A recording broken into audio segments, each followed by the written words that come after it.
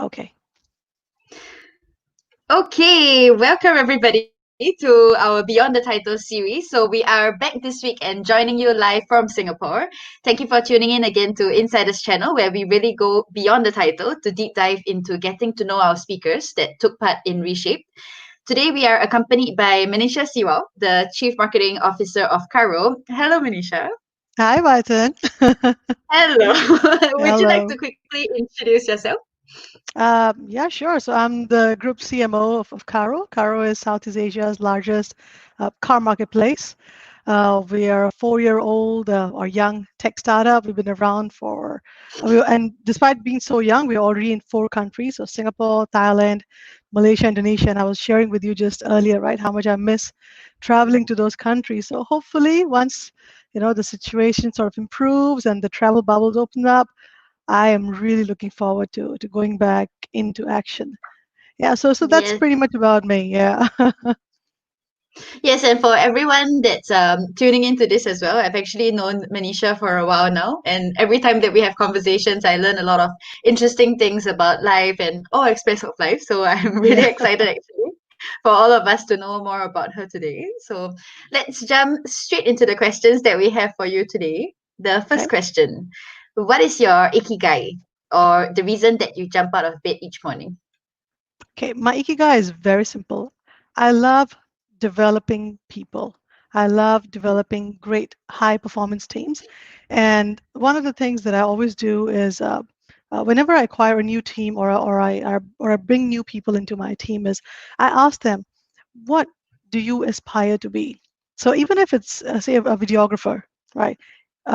His young chap ask you, what do you aspire to be? And he say, yeah, I've been doing this. I just want to continue doing it. Yes, but there has to be a little bit more. Why don't you think about also expanding your skills to maybe also or planning how to do a video? Maybe if you think certain styles actually work, why don't you go and do some research and share with me what type of styles speak to you? So I believe a lot of times, a lot of the young talent, the moment they are fresh out of school or just a couple of years of experience, right? They are so hungry and they're so passionate about their role, but they don't see their own potential. So I believe that it's very important for senior leadership or senior managers like us, right, to really ask them, what do you aspire to be, and then give them the tools, the path, and in fact have a regular sort of catch up with them.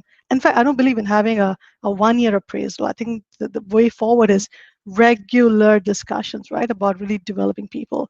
And that is really what keeps me super happy, super motivated. The reason to wake up is I'm going to build an excellent team. Yeah, I think that's actually something that I mean, a lot of people, it's actually something that's very difficult to do, to also get up and really be motivated by building a strong team.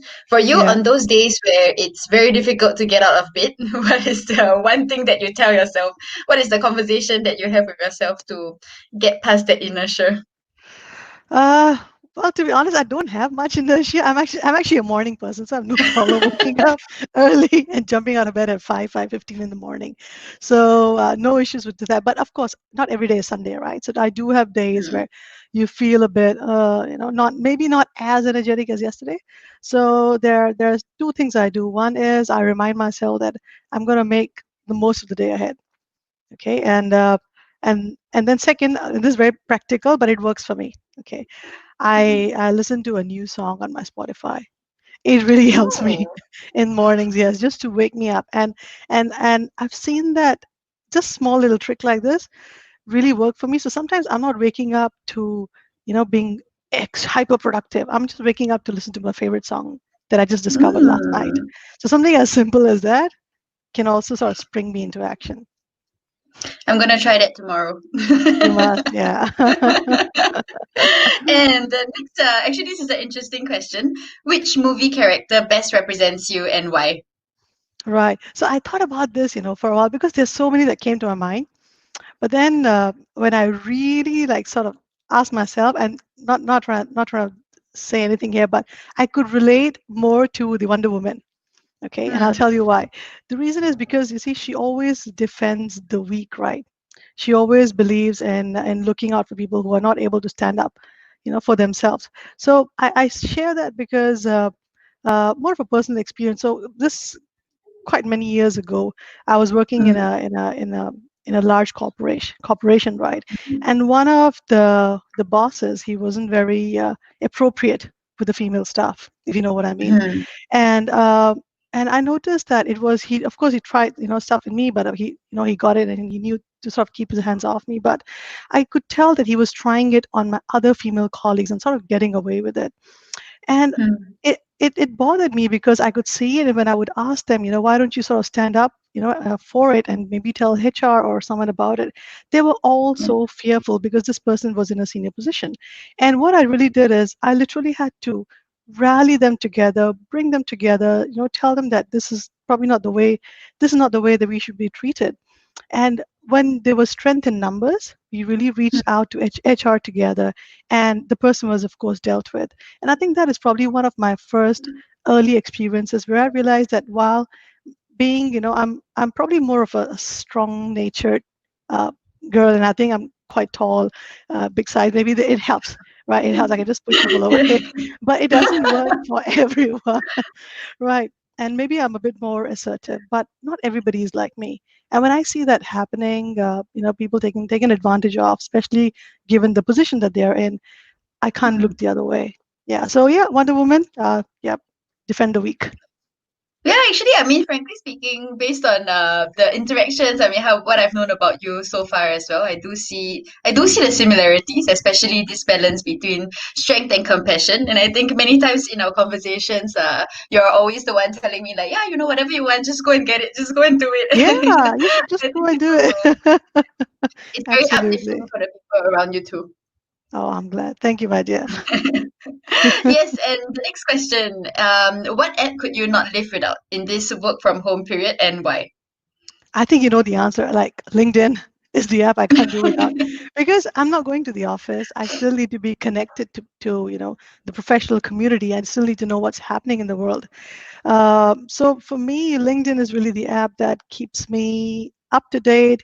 I can still share, stuff that me or the Carro is working on, stuff that we are launching. Mm, Like just today, we launched Singapore's first contactless buying purchase service, and we are super excited about it. And of course, the first place to share was on radio this morning around nine something in the morning, but later it was sharing it on LinkedIn because I do want to share all the good work we're doing with the network mm. and at the same time get feedback, learn from them.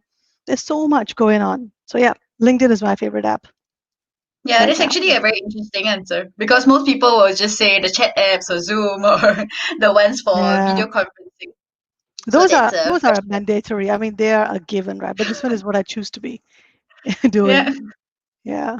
And the next question, one advice that you would give to your 21-year-old self.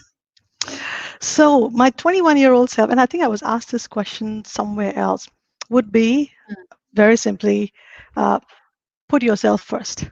The world can wait. And I'll tell you why. So, Mm, 21 years old, okay, I was still doing my master's, so I was doing my MBA. So, I'll probably accelerate that question to say, what would you tell your 22-year-old self who just finished her MBA and is now looking at the world, right? mm, I would tell myself that put yourself first because the moment I passed out, there were a lot of expectations of me because when you pass out of a certain top uni or top business school, it's to the competition is still very high, and the way that that need of chasing success quickly and doing better than the next guy, it's still sort of that sentiment still owns you, and I don't think that is the best way to approach to start a career. I think it should be more about what is it that really gets you excited. So I would rather go back, get my hands dirty in a whole lot of different areas, business disciplines in an organization, uh, and then really decide what is it that I wanted to do. Thank God that I specialize in marketing, and then I ended up doing marketing. But if it was anything else, I think, oh my God, I won't be smiling today. Trust me. And I think my hair will be really all white. I think you will have still looked good even if you was all white. Thank you. It's getting there all All white. Yeah. right. And what is the harshest feedback that you have ever received? Okay, so this one is a bit personal, but I don't mind sharing because I think there's a lot of value here. And when I was thinking about this, the harsher, I mean, we receive feedback all the time, right? Sometimes the boss will tell you Yep. something, or colleague will tell you something, and but those don't really matter because as much because bosses come and go, colleagues come and go. I would say family, friends are probably the ones who stay. So for me, the harshest feedback that I has stuck with me, I think, for a long duration of my life, came from my mom. So Mm, she told me when I was about 17, I had these high hopes that I'm going to be an MTV VJ. Okay, I'm going to go on air. I'll talk about music. I love music. Talk about music, and I would mug up all the lyrics. I actually lost a lot of weight at 17. I was very skinny just to make sure I looked really good on television. And when I did that, and she saw me, she said, "What is wrong with you?" And I said, "I want to be an MTV VJ." And she said, "You know what?" I said, "Mom, come on. I think I have the package. I have the looks. I think I can do this." And she just looked me in the eye and she said, "Your looks won't last, but your brains will. So you better focus on your studies." So I was already a straight A student, and I was sports captain. All that is fine. But it, I think that was sort of a wake up call for me. And she said, "You want to be an MTV VJ? Your career will be more or less finished in your 30s. So what are you going to do after mm. that?" And at 17, you're not thinking of your 30s. You probably think 30s is life is over, right? Never coming. So exactly. So I think that was really a wake up call for me when she told me that your looks won't last, but your brains will. Focus on your studies, and that's really what I did. So I sort of let my MTV VJ dreams take a back seat, and again, I focus on my studies. Yeah, that's pretty much stayed with me. I think you would have been a awesome VJ. I can see you actually You can, right? There you go. in I that was trying to setting. convince my mom. Ah, yeah, mom. But I If also there's a see where you next got life. your tenacity Yeah. Oh, from your thank mom. you. Yeah, yeah. She really pushed me hard. She said, "No, now focus on your studies." Yeah. Thank you, moms, that we see Manisha here today Yes. on this YouTube live. And Yeah. in the current crisis that we're having, what is Yeah. the biggest leadership challenge that you have been facing? My biggest challenge, leadership challenge right now, is really about how do I stay in close contact with my team in Indonesia. So, recently I took over as the CEO of Jualo, which Yep. is a e-classified marketplace in Indonesia. And Mm, the day, so imagine this, the fact that I took over as the CEO on 12th of March. Okay, it was a big milestone, so I remember the date. And the next week I was supposed to go back to Jakarta, but then there were announcements made and there were travel restrictions. So from the time that I've been made the CEO, I have not been able to go back. So it's really about how do you keep in touch with the team remotely, share with them the vision that you have for the company to grow, and really work very closely with them regularly enough, but also not sort of breathe down their neck. Work closely with them enough uh, to really help them continue with the projects that they've been doing, so they're not sort of distracted. But at the same time, share with them what's the vision that you have in order to grow the company and to move it forward with them. So that I would say communication, that interaction, and really sharing the vision of the company at a more interpersonal level has been the biggest challenge for me. Yeah, I think it must be really tough. I mean, it's already tough for teams that knew each other and met each other before COVID happened, and then Yeah, this, considering that you haven't met some of them at all or haven't met them much, must be especially difficult for you. exactly. Yeah. So Yeah. that's been quite challenging. Yeah. Hmm. Yeah, and our next question is actually, what are your predictions for the new normal or for the digital world 2.0 after COVID is over? Well, the prediction is I would say quite aligned with what I'm seeing people are saying, right? So number one would be uh, I think in people, a lot of the traditional businesses would have to digitize. I think that's a given. Second, when it comes to expensive items, right, be it, say, cars. So in the car business, cars, luxury goods, I think people will look for more practical solutions rather than making emotional decisions. So I feel that is where sort of the the whole industry is going to make a switch. A lot of times, these high value or high end items are sold on emotional feel, right, that it gives you. I think people are going to say, no, let that take a backseat. what are the functionalities that's going to help me today, and whether is it rightly priced or not. So that's probably one of the things that I think, but I still believe that on the digital side of things, impulse purchasing will continue. E-commerce will of course continue to boom pretty much, and I think the logistics companies that are sort of powering all the e-commerce trade will continue to do well. So yeah, Mm. let's see how that goes. Yeah, I think it'll be quite interesting to see actually. In a sense, it's like they're getting more logical in some aspects of buying and then less Yeah, logical in the other aspects. So that's gonna exactly. be that's gonna be Let's see. interesting.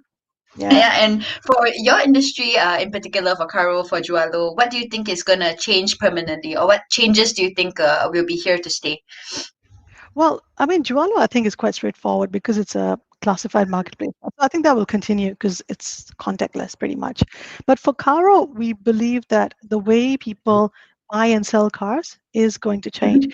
And they are going to prioritize contactless, tech-enabled, safety first, all of these features to to any purchase decision that they make. So that's why what we launched today, right? And this is just coincidental. Actually, this wasn't even planned.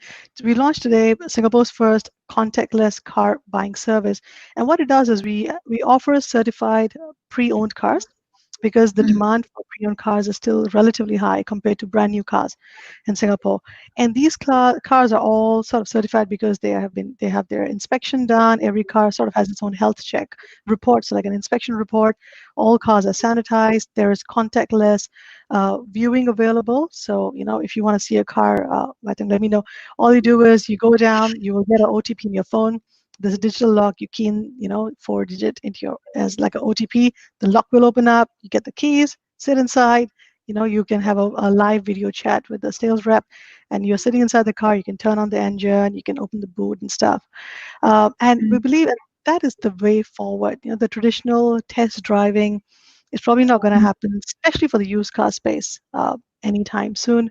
And people are going to prioritize how much what kind of measures brands are taking to make the entire experience digital as well as safe when it comes to offline transactions. So I'm actually quite excited about the future because this is time for change. I love change. Yep.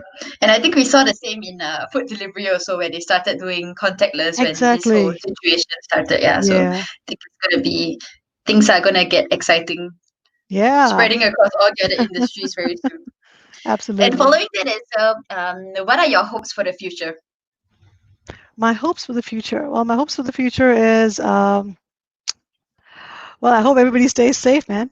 But at the same time, I hope the economy sort of opens up gradually. I mean, we have seen a Yeah. bit here and there, a bit of slip here and there. There was just news about New Zealand yesterday, a bit of a slip Mm, here and there, and it becomes a bit of a national issue.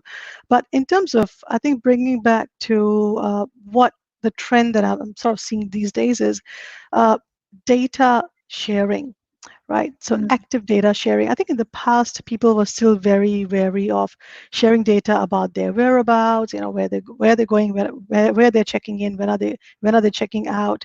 But I can see now it's a lot more active data sharing about their location, and also the safe entry app that we have. Uh, yeah.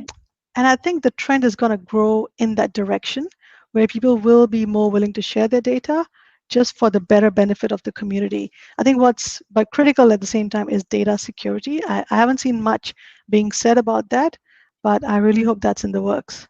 Yeah. Yeah, I think it was already a big topic before COVID, but in Singapore, Yeah. especially with this contact tracing, has become quite a active discussion around this recently. Yes. Yes. Yeah. And switching lanes a little bit, so to ask you an interesting question, what Hmm. is one unknown fact about you?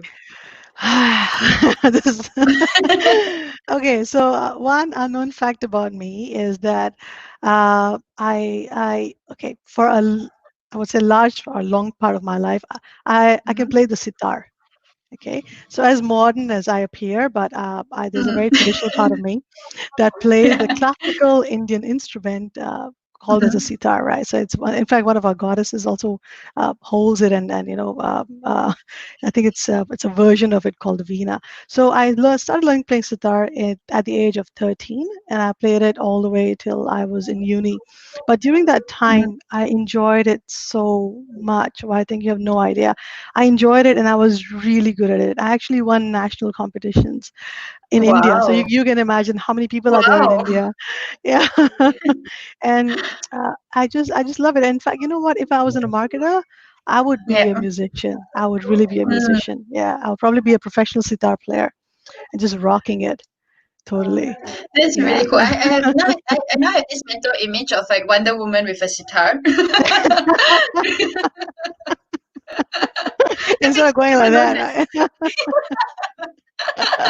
I go That like would be that. really cool. You need to send a photo. You need to send a photo over Uh, later. I will. I mean, I did it when I was young, but I really enjoyed it, and it's a very difficult instrument to learn, Mm. really, because it's huge, and there's so many strings, and unlike a guitar, in a guitar, right, the strings are quite close.